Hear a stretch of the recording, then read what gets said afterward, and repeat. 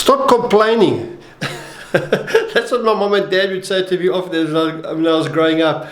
And probably rightfully so. I probably was complaining quite a lot. But I've noticed recently, and I was watching Scott Bezeno, the comedian, on Instagram this morning, and he was getting on about this case of how people are starting to really complain as we're into day 50 of whatever it is of lockdown. And I'm kind of feeling the same as he is. And people will say with a view like this, and this is a view of my outside, let's see if I can get this exposure right. There we go. I'm underexposed completely, but you can see my view. Let me take you outside.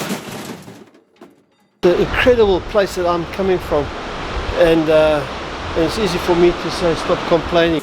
I just think I saw a guy surfing up the coast here in lockdown, but anyway, you'll probably say, hey Mark, it's easy for you with a view like that you're not going to complain. And you're right, absolutely 100%, but nevertheless, that's not the point of this video. I want to share with you what it means and what it takes to stop complaining.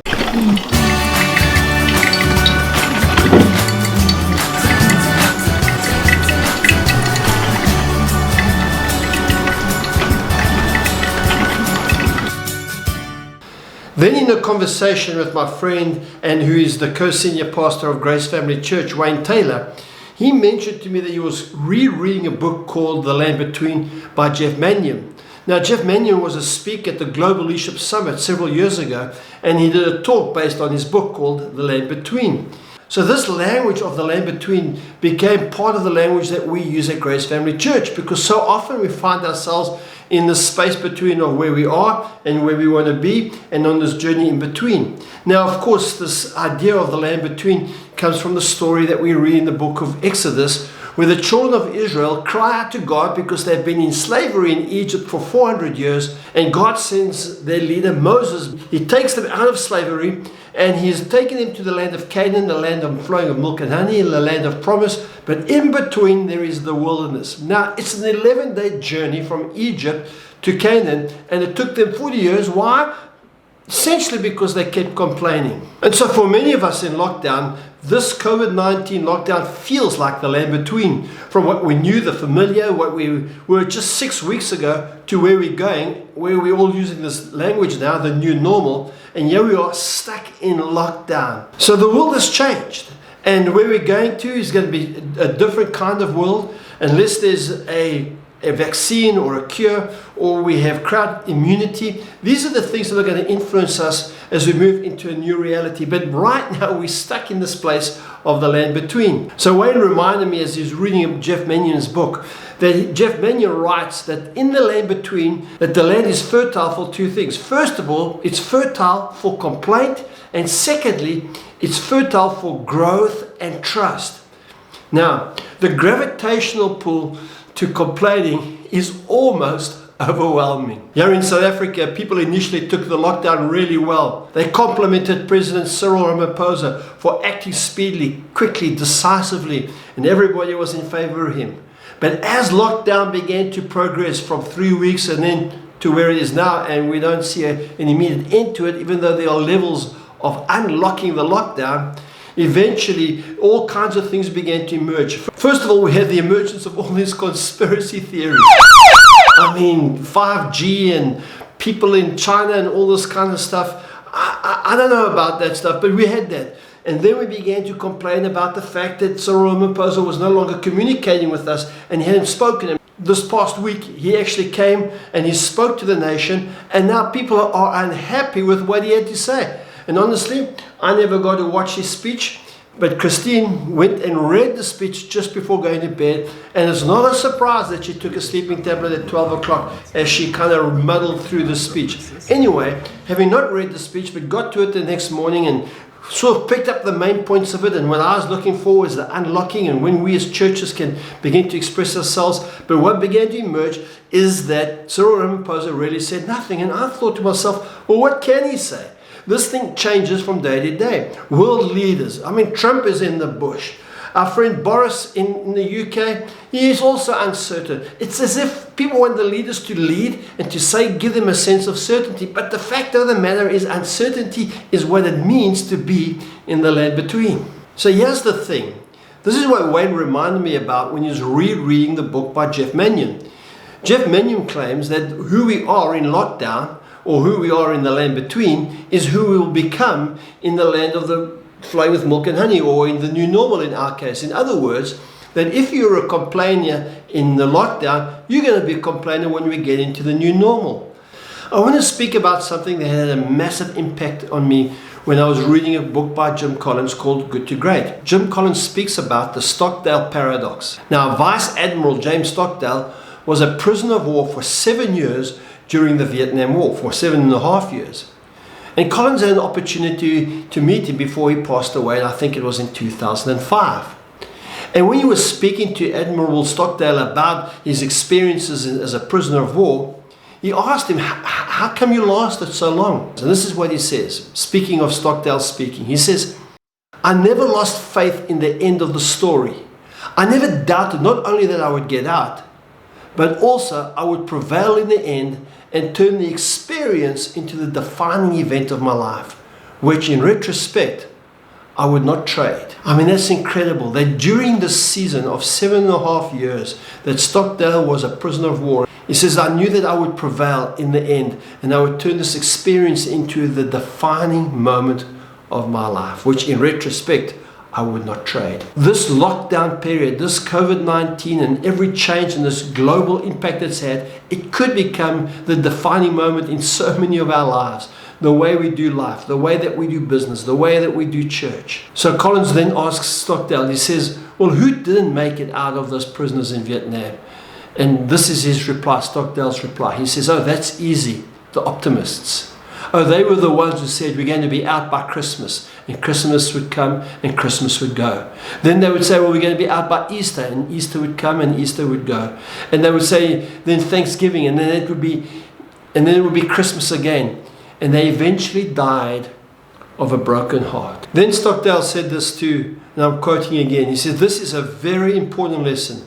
You must never confuse faith that you'll prevail in the end, which you can never afford to lose, with the discipline to confront the most brutal facts of your current reality, whatever they might be. Collins begins to speak about the paradox, this duality, this paradox between having this unwavering faith that in the end this I will prevail and it will become the defining moment of my life on the one hand, and the other hand he says that having the discipline to face the brutal facts. So what does it take to stop complaining? What does it take for this to become the defining moment of our life? I've got 3 thoughts that I'd like to share with you. The first one is stop complaining. The thing that kept the Israelites in the wilderness for 40 years was the fact that they complained. They complained about food, they complained about water, and of course, they complained about the leaders. And I think we just got to self-censor ourselves, to be self-aware enough to catch ourselves that we aren't caught into the vortex of complaint. It's so easy that if we can get other things into us, then we can get something out of us. So this, one of the things that we can get into us, and my second point, is to discipline ourselves to confront the brutal facts. I recently listened to an interview between Alec Hodd and a lady by the name of Emma Sadleir, who is apparently one of the top lawyers when it comes to social media law in South Africa. And she was speaking about fake news. And one of the things she said, that everything that you get on social media and on WhatsApp groups is to check the facts.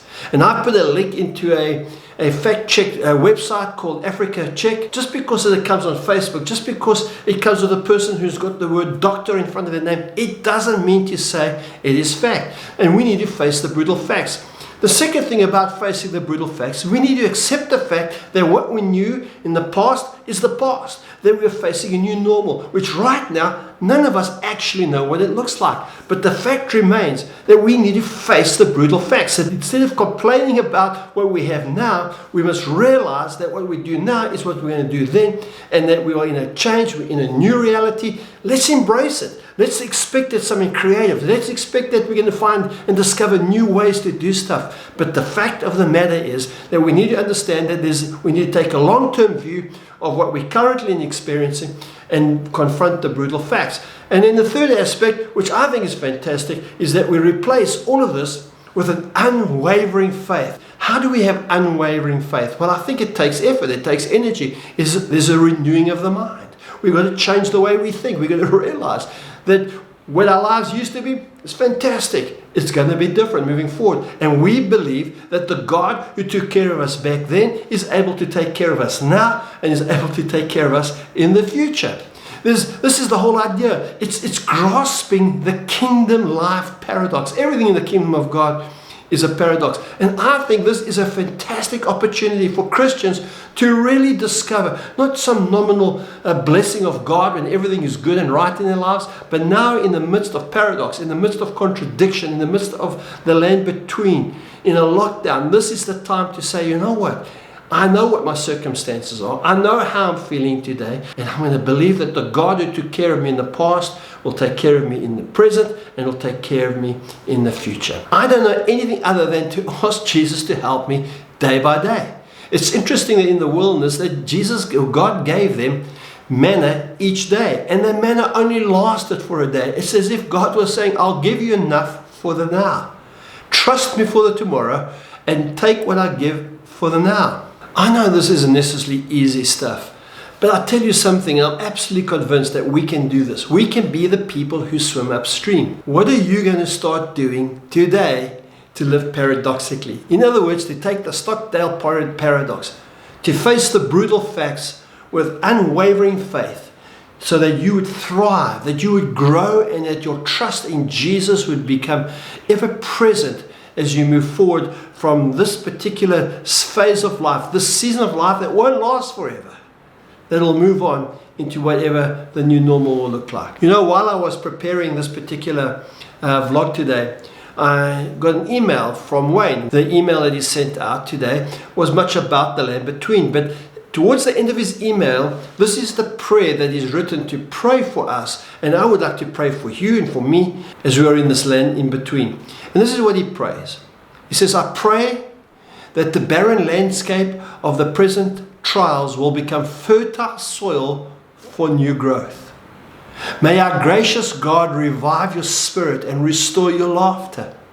May you find him in your pain and trust him in your waiting. May the one who sees and hears and redeems all things meet you powerfully as you journey through the land between. Thanks, Wayne. What a prayer. So that's my prayer for you. Hey, I'd love it if you would subscribe to this channel, and I'd love it if you'd share this video. If you've got any questions, please write them in the comment section below, and I'll see if I can get back to you and answer some of those questions. In the meantime, remember that I've put some links to Jim Collins where he speaks about the Stockdale paradox. I've put a link to the Amazon connection where you can find the book, The Land Between. And by the way, I don't get any kickbacks or any commissions for these recommendations. And also I've put a link to Africa Check, the website where you can check the facts. And I've also put a link to the conversation that Alec Hodd had with Emma Sadleir around the laws around fake news and social media. So those links are below. Hope you found this beneficial. Hope you found it useful. And hope we won't be too long before I'll be with you again. So God bless you. Have a great day.